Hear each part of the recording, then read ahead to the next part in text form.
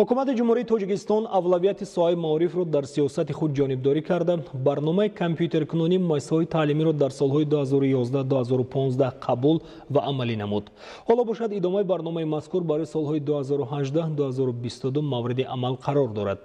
ولی تا کجا تطبیق این برنامه مهم تاثیرگذار برای سوادناکی نسل نورس در محل خوب قرار دارد زیر سوال می رود. زیرا خبرنگاران ما ضمن تهیه گزارش از مؤسسه‌های تعلیمی ولایت ختلون وابسته به حالت نگاهداری و استفاده بری با ثمر کامپیوترها در روند تعلیم مشاهده کردند که متصدیان نه تنها پایگاه تکنیکی مؤسسه‌ها را احتیاط نمی کنند، بلکه در پای خنک نظری و بی‌مسئولیتیشان قسمت بیشتر کامپیوترها در اکثر مؤسسه‌ها کارنشایم گردیدند. با پیگیری از همین موضوع خبرنگاری دارد تورلی صاحب نظر از یک چند مؤسسه تعلیمی ولایت ختلون دیدن کرد. معارف همچون ساحه مهم در زینه اول سیاست حکومت مملکت قرار داشته به طور همیشگی برای پیشرفت این بخش تدبیرهای مهم اندیشیده می شود. حکومت مملکت جهت مطابق نمودن شرایط تعلیم و تربیت نسل نورس وابسته به استانداردهای بین المللی برنامه‌های گوناگون ساحوی را تطبیق می نماید. برنامه دولتی کامپیوتر کنونی مؤسسه‌های تحصیلات میانه عمومی جمهوری تاجیکستان برای سالهای 2011-2015 و ادامه آن برای سالهای 2018-2022 از زمره تدبیرهای عملی به شمار رفته در دایره آن به مبلغ‌های زیاد کامپیوتر و دیگر تجهیزات تکنیکی خریداری کرده شده است. اکنون در مرحله بعدی برای نگاهبین و استفاده با ثمر تکنولوژی اینوواسیونی در روند درس‌ها مسئولین ساحه معارف و آموزگاران فنی در شهر و ناحیه‌ها و مؤسسه‌های تعلیمی موظف گردانیده شدند. ولی متاسفانه از خنک نظری و بی‌پرواگی متصدیان در برخی از شهر و نواحی ولایت ختلون نه همه تکنیک‌های تعلیمی خریداری کرده شده ثمرناک استفاده می‌گردند. ضمن تهیه گزارش از شرایط تعلیم و تربیت و حالت نگاهبین و استفاده بری سیمخانه‌های کامپیوتری یک چند مؤسسه‌های تعلیمی ناحیه جیهون دیدن کردیم. طور در عرفیت میگویند در ناحیه جیهون ساحه معارف به هر دو پا میلنگد، زیرا در مؤسسه تحصیلات میانه عمومی رقم 30 همین ناحیه از 11 عدد کامپیوترهای موجوده تنها 2 عددش در حالت کاری است و خلاص باقی 9 عدد کامپیوتر زیر چنگ و افلاسی در حالت بد و کارنشایم قرار دارد. در مؤسسه تعلیمی عین حال نورسایی کامپیوترها دیده می شود. این سال باشد اجرایش کامپیوتر در نوعیه 21.6% را تشکیل می‌دهد. این هم باشد با 37 خواننده یک کامپیوتر واسه می‌آید.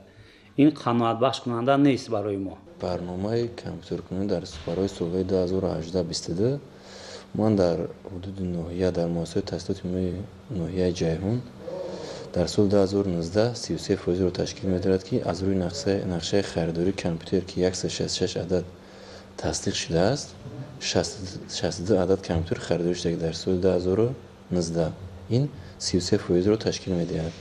واقعا هم از دیدن چنین وضع احساس می شود که در این ناحیه و مؤسسه نام برده کسی به این سمت توجه ندارد. اینجا یک نقطه رو می باید یادآور گردید که در بسیار مورد آموزگاران و معارفچیان ابراز می نمایند که قسمی از کامپیوترها تمغه های سالهای پیشینند و غیر قابل استفاده می باشند. در مورد دیگر چند سال قبل بهانه در همه جا یک بود، یعنی محدودیت نیروی برق. حالا آنکه در آن سالها برابر کامپیوترها مؤسسه های تعلیمی با گنراتور تامین بودند و برای خریداری سوزشواری مبلغ جدا می گردید. این مشکلی هم پس سر شد، یعنی محدودیت نیروی برق برداشته شد. باز بهانه چی است؟ اگر در مثال مؤسسه تعلیمی رقم 30 سخن گویم، امروز که بیش از 90% کامپیوترها از استفاده دور ماندند و همین روند چند مدت دیگر دوام یابد، این کامپیوترها نیز الکی استفاده نگردیده بر روی خط تمغه های کهنه وارد می‌گردند و خوانندگان بدون دانش‌های تکنولوژی اینوواسیونی مؤسسه را ختم می‌کنند. تامین نورسایی هم مبلغ مثلا مالیات جدا کنه تامین می‌کنه در اساس مبلغی که جدا کنم تجهیزات تمام می‌خریم از مرکز میرود به پول تامین میکنم میته نظارت خیلی جد میکنیم به قدر امکان که هستیم. ما از یک دو مؤسسه دیدن کردیم عموما از شماره 11 عدد کامپیوتر مثلا 2 عدد کامپیوتر کار میکند خلاص. اون مکتب مثلا کامپیوترش آوردگی تامین میکنیم اجراش میکنیم. طبق اطلاع برنامه یکم کامپیوترکنونی که دوره سالهای 2011-2015 را در بر می‌گرفت پورا عملی نگردیده بود. حالا باشد در نیمه اولی برنامه نو برای سالهای 2018-2022 اجرایش برنامه در ناحیه جیهون 21% را در بر می‌گیرد و خلاص. در مؤسسه تعلیمی رقم 31 همین ناحیه نیز چندان حالت بهتر را مشاهده نکردیم. از روی چنگ و حالت بد کامپیوترها احساس می‌گردد که در باز در این صنفخانه آموزش صورت نگرفته است. با خوانندگان صنف‌های بالایی صحبت نمودیم. مسئله دیگری نگرانی کننده این اشتراک خوانندگان در روند تعلیم بود، زیرا در یک صنف 11 نفر خواننده در درس اشتراک نداشتند. سببش را راهبریت مؤسسه با بهانه‌های گوناگون شهر دادند. یک نکته باعث ذکر است که امروز زمان فرا رسیده است که باید هر یک نفری که به دلخواه مسئولیت موظف گردیده است با دست و دل و نیت نیک نسبت مسئولیت داشته‌اش توجه نماید، خصوصا در ساحه معارف.